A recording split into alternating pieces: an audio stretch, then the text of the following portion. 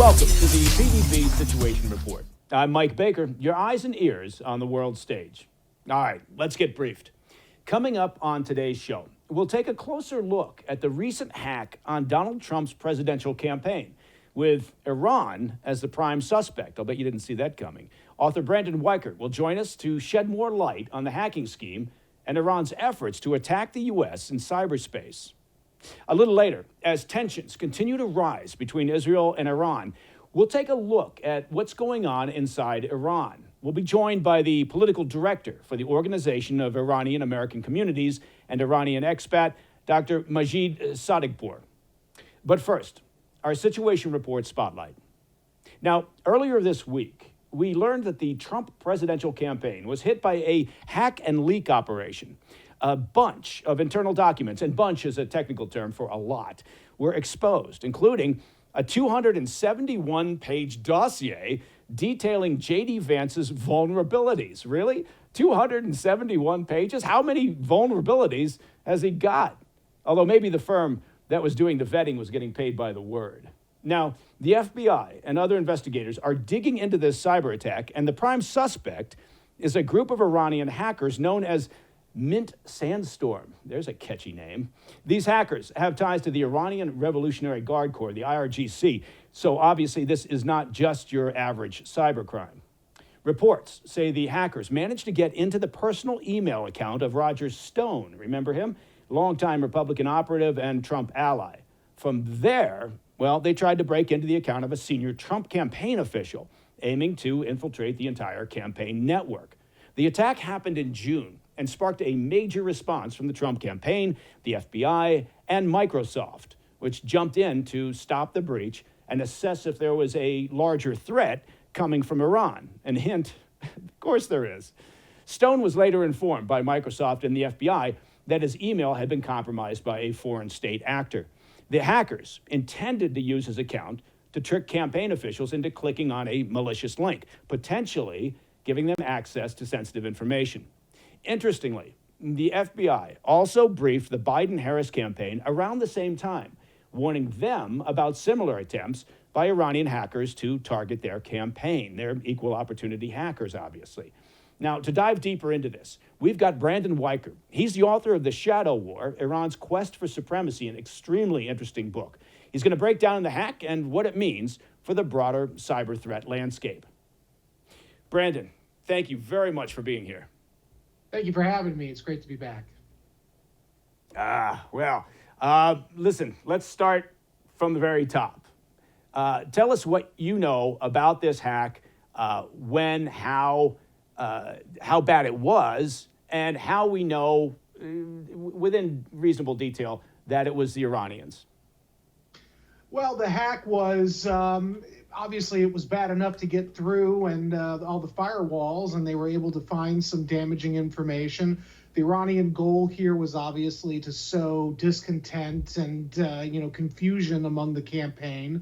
It's important to note, though, that while they did certainly attempt to hack the Democrats as well to further that goal of creating chaos, the Iranian Revolutionary Guards Corps is virulently opposed to Donald Trump's return to the White House. Obviously, he was the man who orchestrated the hit on the IRGC's commanding officer, General Qasem Soleimani, in 2020. He was sort of the General Patton of terrorism for Iran, and removing him is still creating problems for Iran on the battlefield today. So they do not want to see Donald Trump return. And one of the methods that they could easily be doing to try to complicate his political campaign is to leak damaging documents that they procured illicitly from him. But another thing I would worry about, and I've spoken to people who, former Secret Service agents who used to do presidential protective details, the one thing that I would also be worried about is the threat of escalation. Are there Iranian hitters in the United States who very much want to knock the former president out if he does look like he's going to win? And I do believe that there are Iranian hit teams in the United States already. Okay, well, yeah, I mean, there was concern, obviously, not to get down a rabbit hole, but there was concern initially that attempted assassination attempt could have had foreign connections, but from what the Secret Service has said, from what the FBI has said, they don't see any connections between foreign actors and Thomas Crooks, the now dead Right. potential assassin. Yeah. But I'm saying, So, this could be a build up to something more, and so that's always the concern with any cyber attack. Of course. Now, from what you understand of this particular hack, they were targeting, it sounds like, initially Roger Stone. Was this the sort of phishing exercise that I think a lot of people have become used to? Whether they work from a corporation and the corporation has policies that says, whatever you do, don't click on a link, or just people at home understand that, hopefully understand that they shouldn't just be clicking on any link that crosses their path. But was it as simple as that, or was it a little bit more sophisticated as far as an attack goes? Well, they're targeting Roger Stone. He's not directly involved with the campaign. He's sort of a non-combatant in a way, in terms of the politics of the situation. And they used his lack of proper security to backdoor into the campaign. And so the severity of it probably was really just a phishing attack. There probably wasn't too much sophistication involved there. It was probably probing to see how far they could get, and they were probably very happy with how far they got. And so if I were dealing with Trump, securing the Trump campaign cybernetically, I would say that we need to worry about a lot of these other parties that have access to the former president and his inner circle, because while the campaign is usually well defended, the people who are sort of outside contractors or consultants, if you will, are usually not that well secured unless they do cybersecurity for a living, and Roger Stone did not. Yeah, so in a sense, they were choosing an easier pathway in. Yes. The idea being perhaps that they'll not go straight at the campaign, which would have, you would hope, would have more robust IT security. So you go after somebody that is more on the civilian side, as it were, didn't have the full extent of firewalls, and with the idea that if that person then reaches out to somebody inside the campaign, which he's likely to do just in the day-to-day conversations, that it will be considered a benign email from someone we already know, and the next thing you know, they've clicked on that, and then they're infected, and now you're off to the races. Exactly. And I would also be concerned with the fact that Roger Stone has a direct link to Donald Trump, which means that if Stone's email was compromised, it could very well be likely that President Donald Trump has been compromised by a cyber attack from Iran. And I would hope that Secret Service would basically do a check on that, because his communications as the former president might be tapped as well. Yeah, I mean, given, again, what happened in Butler, Pennsylvania, when you make a statement like, well, hopefully the Secret Service is on that one as well. Look, and this is not denigrating the Secret Service. It's just they're stretched thin as it is, right? They've got upwards of 36 protectees. Their resources are stretched thin. There's already talk about perhaps splitting off some of their duties so they can focus on their protection work. And, I suspect that's probably going to gain some steam up on Congress. But that's neither here nor there. When it comes to this sort of security breach, who is, or what government agency is primarily responsible? Is it the Secret Service? Are they the ones who are going to be front and center in trying to understand the extent of this particular attack? Well, we're already seeing the FBI has taken the lead. Usually on a situation like this, the FBI's, their cyber people will sort of be the kind of point group for this. And remember in 2016, the famous DNC hacks, the FBI was technically the lead agency responding, even though the DNC didn't share that server with the FBI. They were still the point of contact. Also, you're probably going to have CISA involved. You're probably going to have Department of Homeland Security, not just through Secret Service, but also through groups like CISA and these other affiliated networks involved. The National Security Agency, I would assume, would also have a role to play, considering it's a foreign threat actor committing this attack. But usually for something like this, FBI tends to be sort of the main agency that's tasked with resolving the issue, with Secret Service forming a kind of a support role.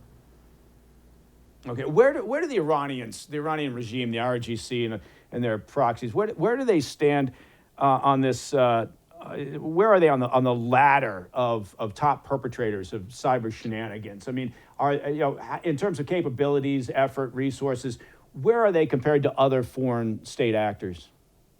I would say that they are not nearly as complex as, say, China or Russia, but I would say they are definitely in the top five of most prolific cyber threats that the United States and its citizenry face. I detail this quite thoroughly in a chapter on cybersecurity and cyber threats from Iran. We underestimate Iran's cyber capabilities consistently, I think because we associate Iran with being somewhat backward when it comes to technology, but they are very comprehensively capable of conducting cyber warfare, conducting drone warfare. We've seen in the last decade a real expansion of their sort of non-kinetic, non-terrorism related threats to the West, and cyber attacks and cyber issues. This domain they've really become quite proficient at, and they've also received assistance from China and Russia. Mm-hmm. Now, I take your earlier point that, in a sense, the Mint Sandstorm, this group that's identified as being responsible for this particular hack into the Trump campaign, that they're, in a sense, playing favorites because they would prefer not to see Trump come back in because of his position on Iran. Right. And because of the current administration's sort of soft touch approach to Iran over the past 3.5 years. They did reportedly, the Secret Service and FBI did reportedly talk to the Harris campaign to talk to them about the threats. Do you think that was more of just, look, we're doing one, we got to do the other? Or have you heard of any specific attacks against or targeting the Harris campaign? I would say they're just covering their bases here. I can't imagine any significant attack directed against the Harris campaign by Iran. They have really benefited quite a bit from the Biden-Harris administration's Iran policies, and before that, the Obama-Biden policies, which is what Iran wants to continue, and we know Harris will continue those policies. Trump, however, will not. And so that's, I think, the real motivating factor behind this cyber attack is they're really trying to damage Trump. Okay. Brandon Weichert, stay right there. And we have to take a quick break because we have some terrific sponsors. But we'll be right back. We've got more to cover. Thanks very much.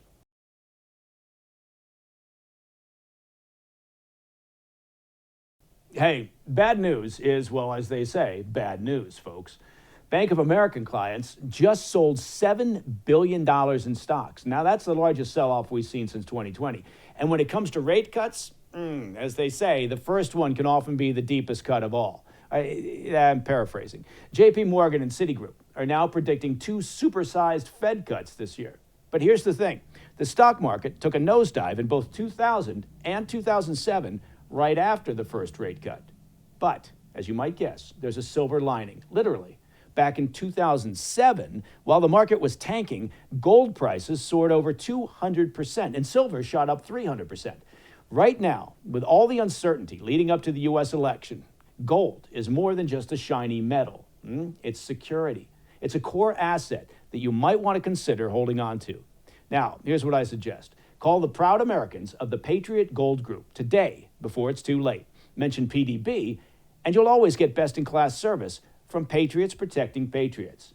Patriot Gold Group has the No Fee for Life IRA, where your IRA or 401k can be in physical gold and silver, and, well, you may be eligible for the No Fee for Life IRA on qualifying rollovers. Call 1-888-870-5457 for a free investor guide. And don't forget, Patriot Gold Group is Consumer Affairs' top-rated gold IRA dealer for 7 years in a row. That is a lot of years in a row. Call 1-888-870-5457.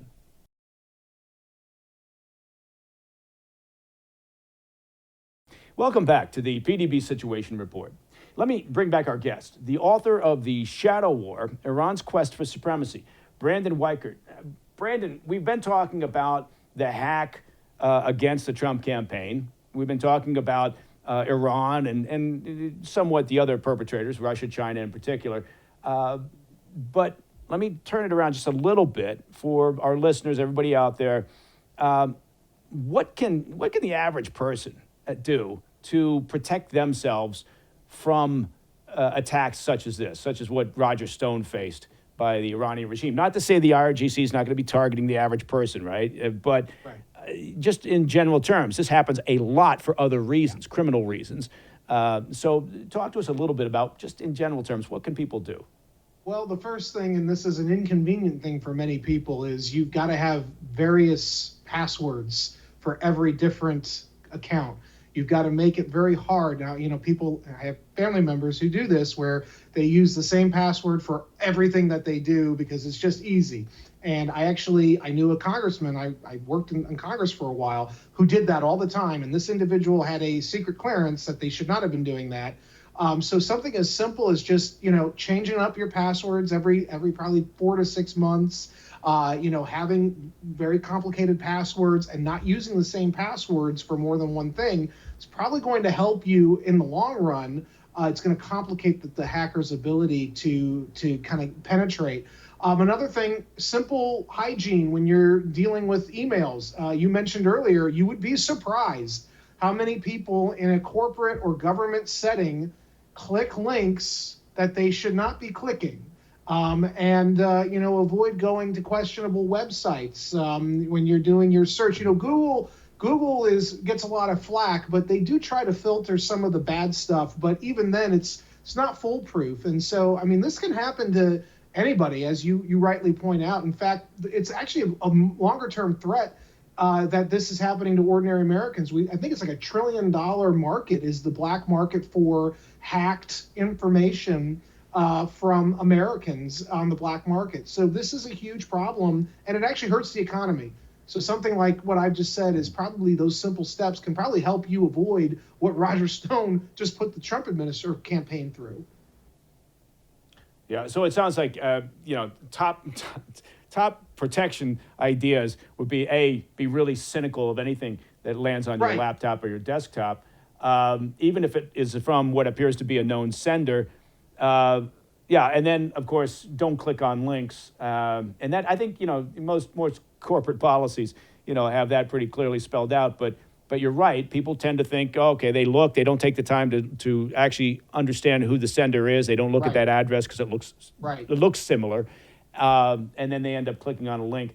And the password thing, I get that. I was in an office a couple days ago, and I needed to access the local network that they had. And the fellow says, let me write down our password for you. And he wrote down, and I looked at the sheet of paper, and here's what he wrote. The word password with a capital P. Yeah. And I thought, well, that'll do it. You'd be surprised let's something that simple, and it could actually probably save you a lot of heartache in the long run.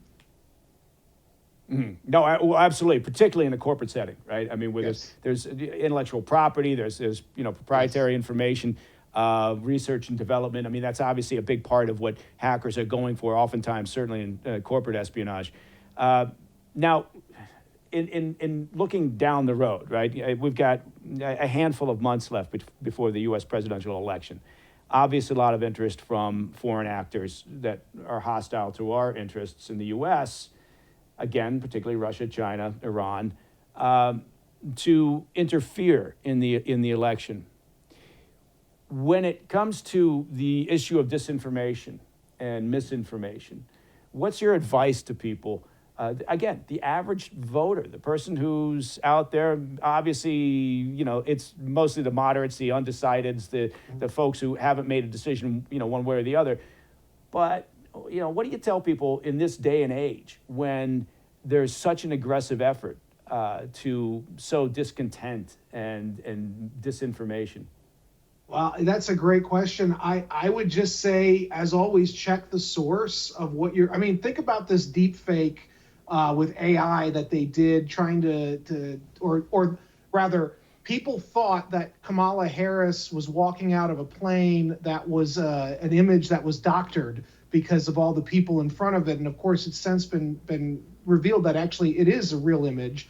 And so, my argument would be you've got to be very careful, especially on social media when all these people are saying, oh, this is not real or this is real. You need to really check the source because usually there's an agenda.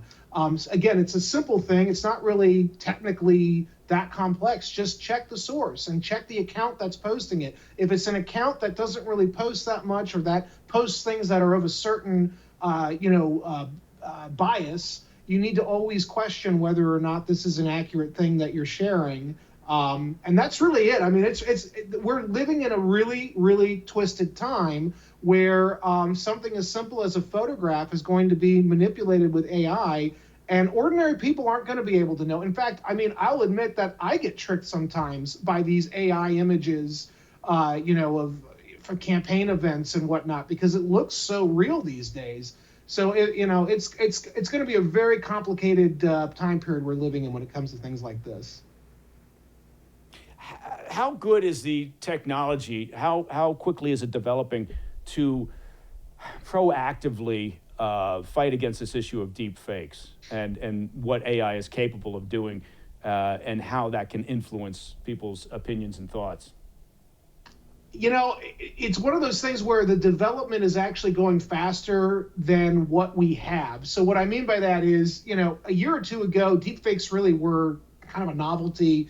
Now we're entering a period where just a couple years later, it's getting complex. You can still detect when something's fake, but the new iterations of AI and deepfakes are becoming so complex that the ordinary person is not going to be able to detect with the naked eye. And so I would say, given the level of investment and interest among companies to develop this technology, that in the next 5 years, we're going to be living in a very different world where deepfakes are very believable, and you could have real political fallout and scandal from these deepfakes. And so I would say that we are on a very positive trend of having technology that is very, very dangerous for the ordinary person. It's happening at a far faster clip, I think, than even what most experts thought would happen. Yeah, I think part of the problem too is I don't think there's any way around this. It's just people are busy. People are focused elsewhere. Everyone's trying to put food on the table. Do people really have time to dig in and evaluate the source of the information that they're seeing? A lot of people just want to be siloed and read what they agree with. And we just get further and further hardened, particularly on the edges of the political spectrum. And so I'm not sure that there's a way out of this, but I am wondering about the technology, the ability to, I don't even know how you would refer to it, to watermark original video or original photos, so that you can identify if it's been. I know there's some companies out there working on this, but so that you can identify if anything, even a pixel's been changed. Yeah, no, they are. There is technology being developed. I want to say Google, I think, is behind one of these. Of course, you have to be careful, though, as well, because these companies also have an interest in constantly saying something's misinformation that might not be misinformation. But yes, the technology is there, and they're working on it to be able to basically say, this is an original video, and if you match it against this other video, you will be able to tell algorithmically that it's been manipulated. And I believe NSA has a program that's working on something similar. The intel community, particularly the NSA and sort of those agencies, they do have probably a little bit more of a lead over the general public on specifically the issue of deepfake, both creating them and being able to detect them, I think, than probably what most private companies even have. Okay. I know this question is fairly broad, and it gets us a ways away from the original topic, which was the hack on the Trump campaign and Iran's involvement in that. But looking forward, what worries you most in the world of cyberspace, the world of cybersecurity, cyber shenanigans, whatever you want to call it? What worries you the most? A cyber 9/11. After 9/11, we talked a lot about this. I remember, this was like a constant refrain. When I worked in government, there was always this concern of, cyber 9/11, cyber 9/11. No one really defined it. I'm sure at the CIA, and they did define it. But in terms of like the general public and sort of the civilian facing, like the Congress and whatever, nobody really could understand really what they meant. A total comprehensive attack on our critical infrastructure that shuts down water, sewage reclamation, electricity, that could happen anywhere at any time. Our grid, our basic infrastructure, there are defenses, but those defenses can ultimately be destroyed. Those defenses can be worked around. And already we're seeing evidence of China with what's known as Volt Typhoon, laying the groundwork, living off the land, as they say, preparing the battle space for a massive shutdown of our key infrastructure in the event that China decides to invade Taiwan, which I think is coming soon. Similarly, there are terrorists out there with state backing that have the capacity to do significant amounts of damage to critical infrastructure. Banking system. Remember, I think it was in 2009, the Iranians tried to hack a bank, I think in Chicago. I have and it's in my book. I can't remember off the top of my head, though, the exact incident. They also tried to flood upstate New York by shutting down the controls on a dam. Iran did this about 10 years ago. And so even back then, you saw Iran working with their proxies to try to go after our infrastructure. Imagine doing that for the whole country. And that's the world we're now living in. And so when I say cyber 9/11, that's what I mean, debilitating the U.S. so we're not effective elsewhere in the world, trying to clean up the mess here rather than the mess over in the Iran's part of the world.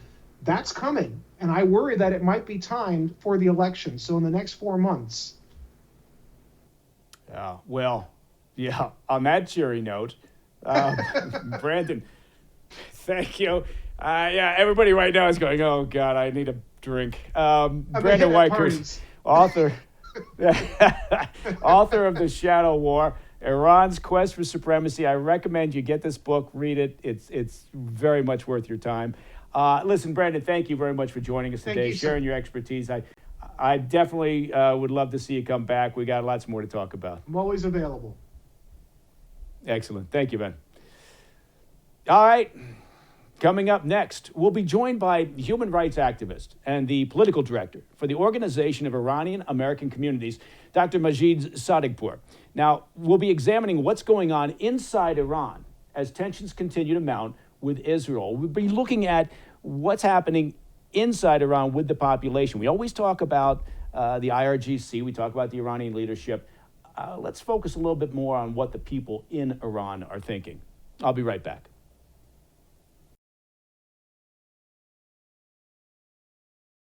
Hey there, are you overwhelmed with back taxes or unfiled returns? I hope not. But if you are, listen up. With 88,000 newly hired agents, the IRS, I can't believe that, they've hired 88,000 new agents. The IRS has increased enforcement, issuing millions of pay-up notices in 2024. Doesn't that sound pleasant? A pay-up notice. Don't face the IRS collection tactics alone. Tax Network USA can help.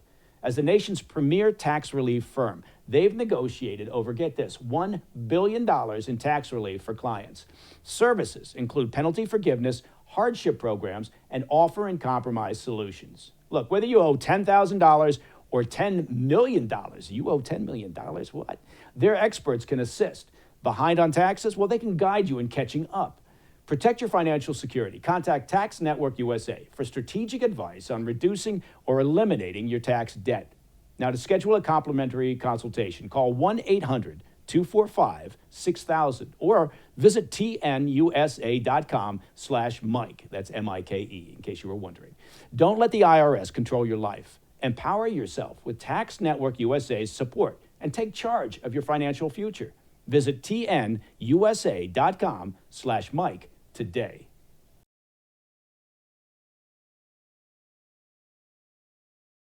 Welcome back to the PDB Situation Report.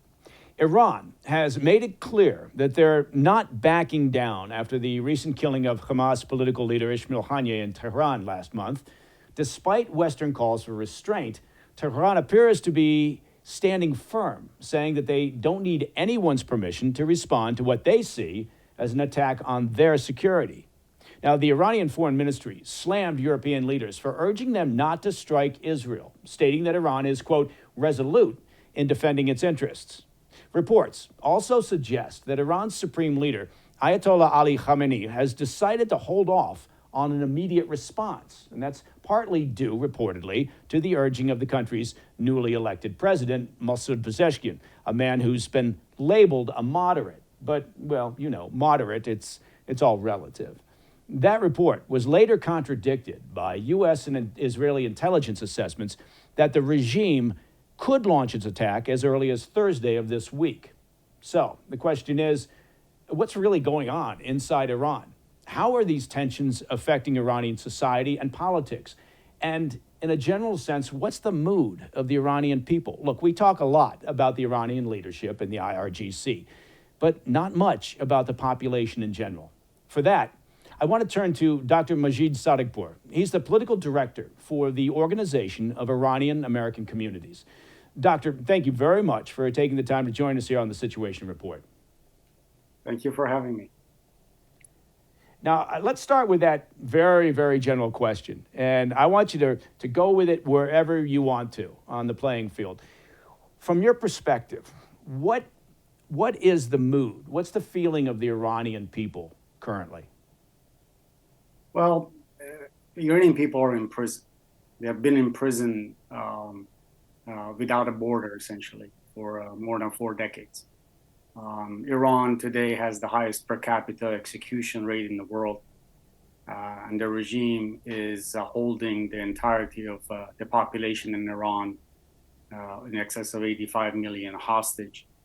And in order to perpetuate its killing and executions of the people of Iran, which, by the way, it needs for its survival, it also is perpetuating conflict outside of Iran. And unfortunately, we see the ramifications of it in the region right now.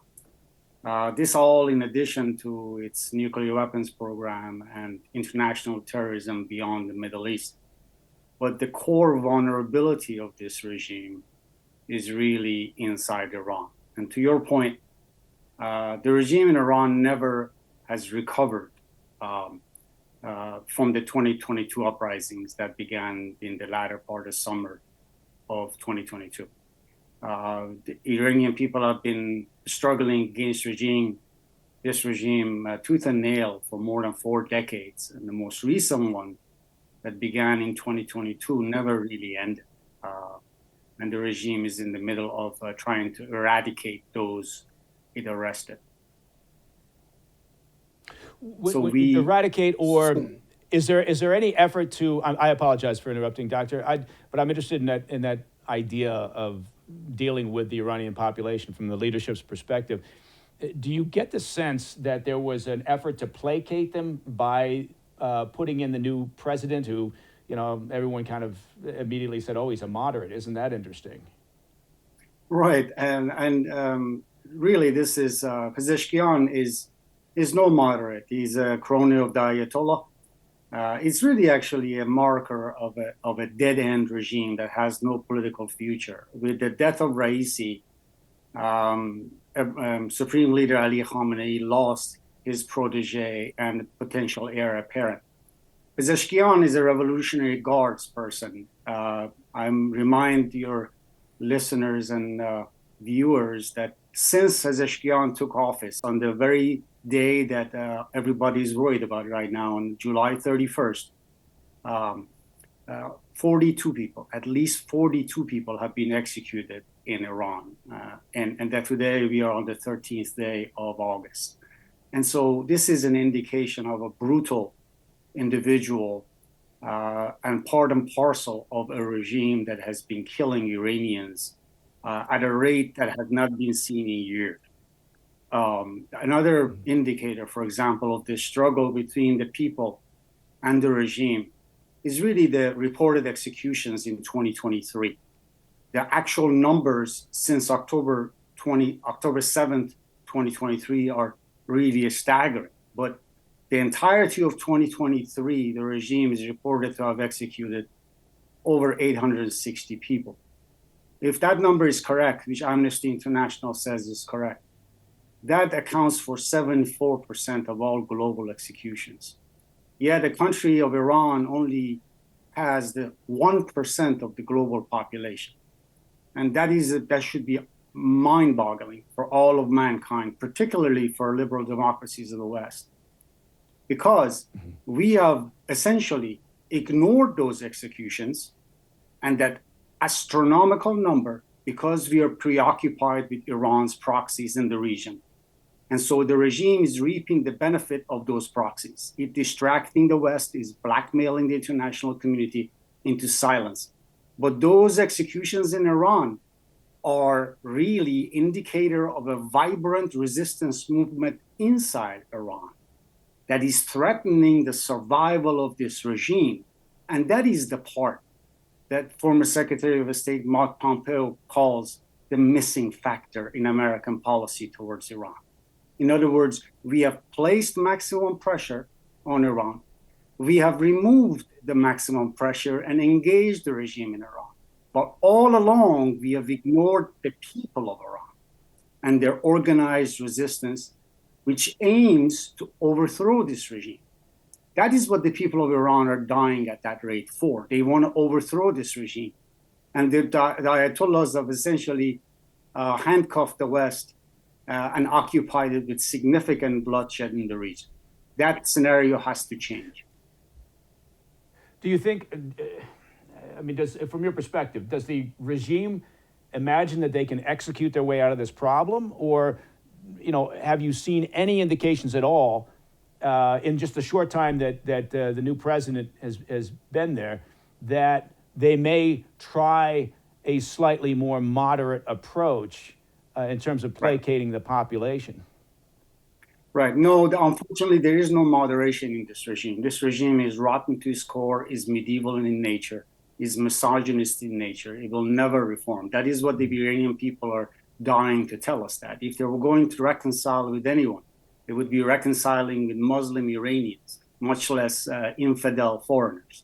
And that said, the regime is really in weak standing. It is saber-rattling and terrorism in the region, and the executions in Iran have simultaneously gone up. It's a measure of the regime's weakness. It's fallen apart. It's fallen apart from within.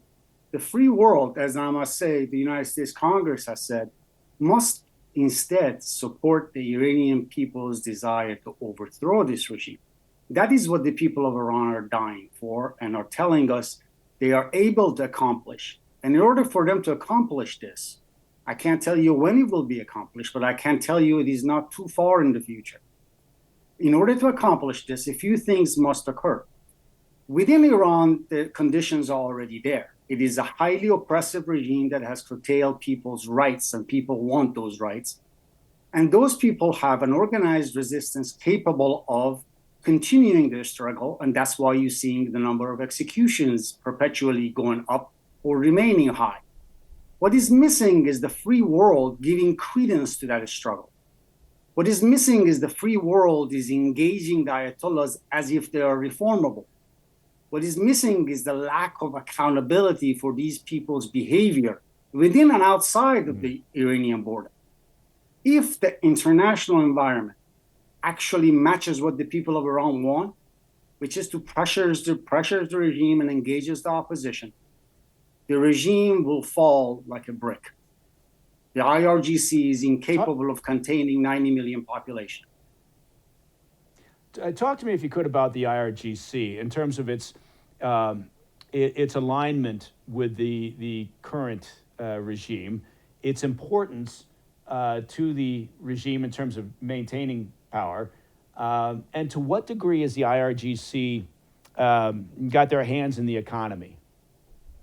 The economy is in turn essentially run by the IRGC. They have their own ports. They have their own way of feeding their own mechanism financially. They draw from multiple foundations that the regime has set up. These foundations are fed also by the regime directly through budget and also through plundering and really stealing of the Iranian people's resources. You hear banks falling, all those assets are drawn into those foundations and into the IRGC. Most of the IRGC budget is not even visible, or its income visible to the Parliament of Iran to begin with, and so they report nearly directly to the supreme leader. So you can't do anything inside Iran at all without the IRGC's blessing, and so the regime is fully dependent on the IRGC. That's why we welcome the community designation of the IRGC both in the U.S. and more recently in Canada.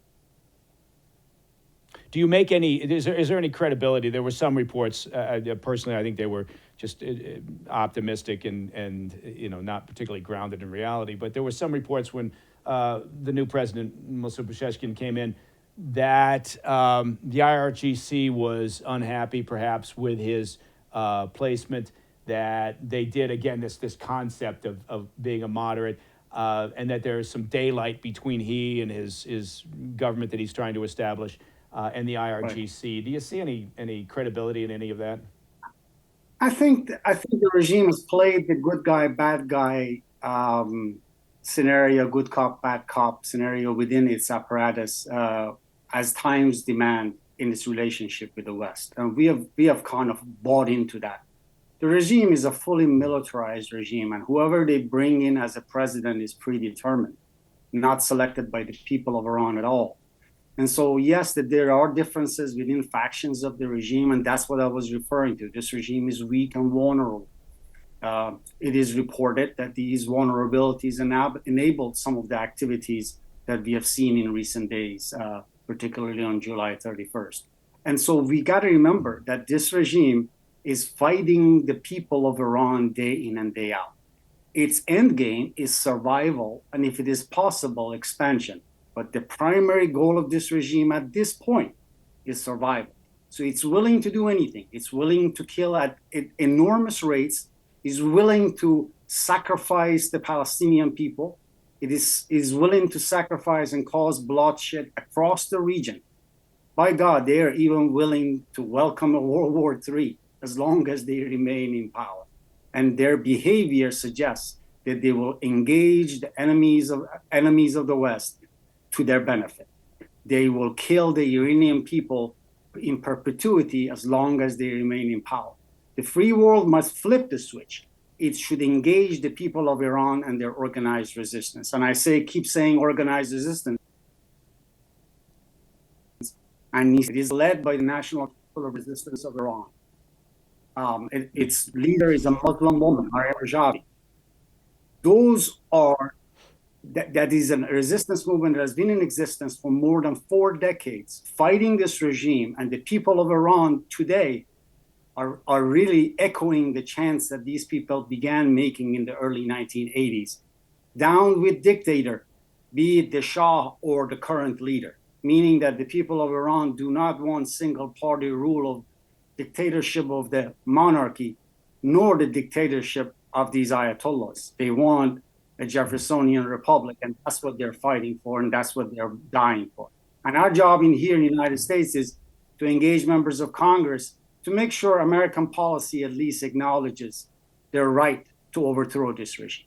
That is all that's needed. There is no need for American funds or soldiers to be deployed to the region to bring democracy to Iran. Those boots are already on the ground. All we need to do is recognize their plight, recognize the legitimacy of that struggle to overthrow this regime. Let's just say it. Let us recognize their right to regime change, but not from afar, not Iraqi-style regime change, the kind that they would do themselves. They're the ones who are going to have to fight the IRGC. They are fighting them now, but they don't enjoy the legitimacy they deserve. Yeah, I apologize for interrupting, but I would say that we've gone through several generations now and a number of U.S. administrations where, this concept of, at some point there will be an uprising, at some point, the population will rise up in disgust with the oppressiveness of the regime, and yet we just keep going through, another decade, yes. and it doesn't happen. I want to pick up the conversation in just a minute. Dr. Sadeghpour, stay right there if you wouldn't mind. We'll be right back after a quick break.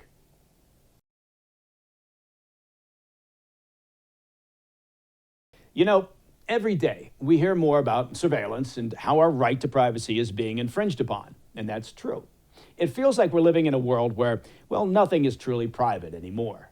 Most of us, and frankly for the sake of convenience, we hand over our personal information without a second thought, signing up for services, shopping online, or using social media. But this convenience, as you might guess, comes at a cost. Now, it's time for us to take a stand and fight back for our right to privacy.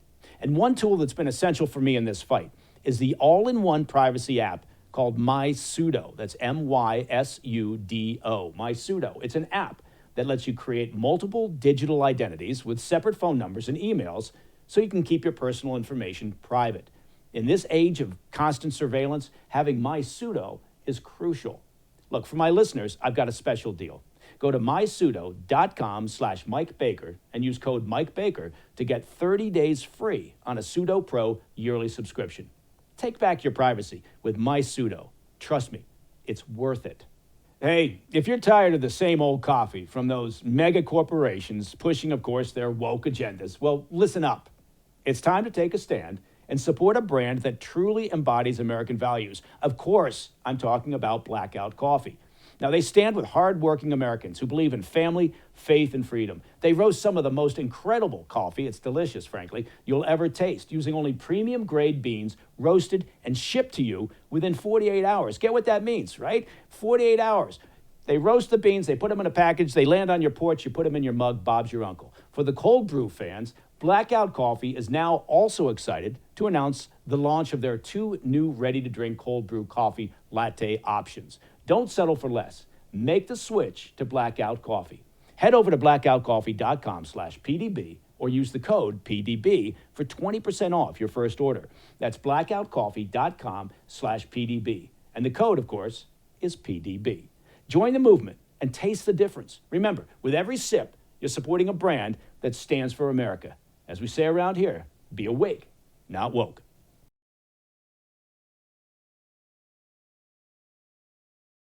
Welcome back to the PDB Situation Report.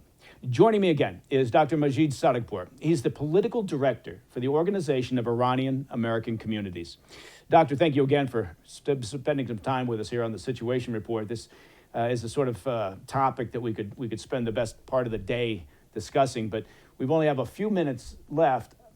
We've been talking about the potential, I suppose, if you want to put it that way, for the Iranian population to assert themselves, to rise up. For that to happen, obviously, there needs to be international support. And without getting too political, I was hoping to get your perspective, your assessment of the current U.S. administration, the Biden administration's Iran policy over the past few years. Of course. Well, let's run. Before I run it back, I should answer your question directly. Well, the current policy in the United States is what it has been since the early 1980s. And that one that is actually in direct conflict with the wish and aspirations of the people of Iran. Let me explain.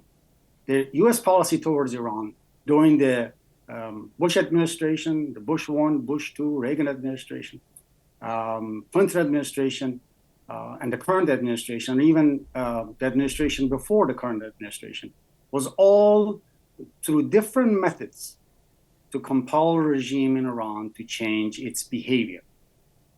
Whereas during this same period, more than 4 decades, all of what Iranian people have been dying for, over 120,000 people over this period that have died, are struggling for something entirely different. They're struggling for regime change, not change in regime behavior. Because they were convinced after the first couple of years that this regime is incapable of change. And they've been dying at an enormous rate to tell us exactly that. And that is the message of the Iranian resistance. That is the message of the NCRI. That is the message of our community. That this regime must be changed, but not from afar, from within. And in order for that to occur, to your point, international community must hold the regime accountable, yes, but it also must engage the Iranian people through engaging their organized opposition, politically and morally. That is the missing factor in America's policy towards Iran. And until that changes, you will continue to see this pendulum of pressure and engagement, of dialogue of civilizations and such. But the regime never changes. They are who they are. Predatory vipers that will never lay an egg from which a dove will fly. That is essential translation of what Madame Rajavi has told us years ago, decades ago. This regime is irreformable in regardless of who they put as president or even as supreme leader. Doctor, it's clear that there are those, right, inside Iran committed to seeing a change, right? Yes. But how would you, this is a tough question, I know, but in terms of the general population, how would you describe their attitude, right? I mean, because I suspect with the economic conditions being the way they are, that there are a lot of people, just like there are in a variety of countries around the world, that are basically just focused on trying to get by, right? And they're existing within a system that, yeah. And so the system may not be what they want, but they're, you know, honestly, they're just trying to make it from one day to the next.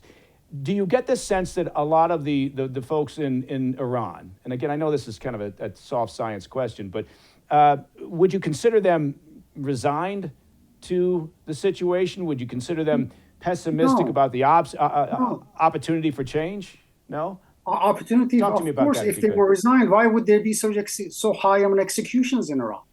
Why would be enormous size prisons across Iran?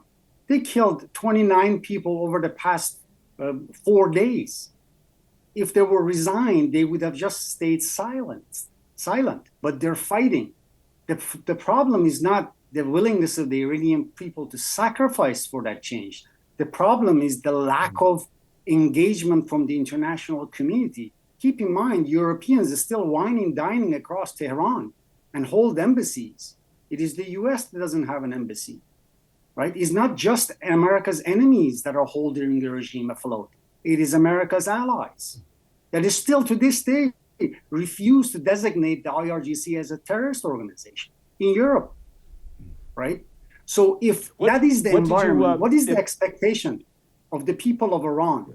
They are rising up. Let me run it back a little bit to 2017 when the administration in the US changed, right? The uprisings began in the latter part of 2017 before there was any mention, designation of the IRGC or the maximum pressure point. Uprisings continue. What do you make of the? If I'm sorry for interrupting. I'm mindful of our time. I did want to ask you about your perception of the recent election, the voter turnout in particular. You know, what was your assessment of that? The general numbers. What do you read into that? Right, they've had two elections in this past year. One was the parliamentary elections, where Washington Post reported no more than 11% participated. That's astonishing. That's really tells you where people are. And this one was really not any better, right? And so what we're talking about is roughly 90% of the population not participating in an election, where your participation is required for participation in society. You have to, your national ID must be marked with participation, not yay or nay, but participation, to legitimize the veneer of republic for the regime. In order for you to get a job, in order to enter university, you need that participation marker.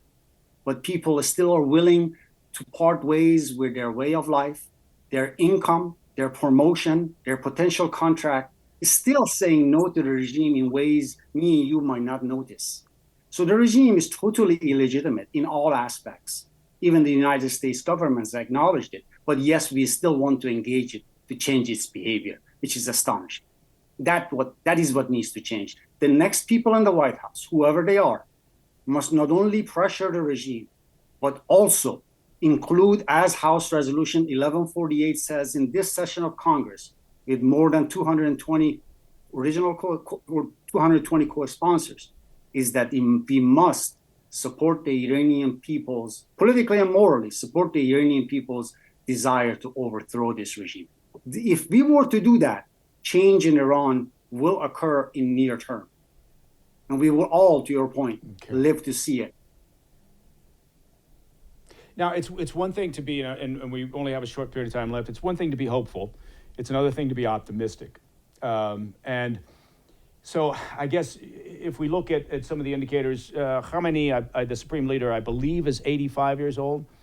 do you feel as if a change there, once that happens, once Khamenei either dies or steps down, whatever, that presents an opportunity for a move for possible change? Well, I can draw from the history. History tells us the medieval theocracies are weaker every generation, right? Every time they change leadership at the top. Khamenei is not nearly as powerful as his predecessor in Khomeini. Khomeini ordered the execution of more than 30,000 political prisoners in 1988 and got away with it. And this guy is crawling around killing Iranians at a much different rate, but it is much more weak. And his who comes after him will more than likely be a lot weaker than he is. But hopefully we will never get to that point. Hopefully this regime, I am very much optimistic to your point, that this regime will fall very shortly, should the United States and the free world lend their political and moral support to the people of Iran and their organized resistance. Doctor, I do hope you're right. My feeling has been for a long time that there will be no short, mid, long-term peace in the Middle East, despite all the various negotiations and discussions that take place and potential ceasefires, as long as the current Iranian regime is in charge, along with the IRGC. So I appreciate you, Dr. Majid Sadeghpour. Thank you very much, Political Director for the Organization of Iranian-American Communities. We really appreciate your time, for your insight, your expertise, and I do hope you'll come back when we call you again. Will do. Thank you very much. Excellent. Thank you so much, Doctor. Well, that's all the time we have for on the PDB Situation Report. If you have any questions or comments, look, please reach out to me at pdb@thefirsttv.com. Everybody here at the PDB compound, which is essentially a secret lair underneath a dormant volcano, but you probably knew that. We all love getting your comments, your questions, your mail, your faxes, so keep them coming in. And to listen to the podcast of the show ad-free, well, you probably already know this as well, become a premium member of the President's Daily Brief by visiting pdbpremium.com. And remember, of course, as if you could forget, new episodes of the PDB Situation Report. They air every Friday at 10 p.m. on the First TV. And of course, on all podcast platforms and our YouTube channel, which is turning into a juggernaut, at President's Daily Brief. I'm Mike Baker, and until next time, you know the drill. Stay informed, stay safe, stay cool. Just a president.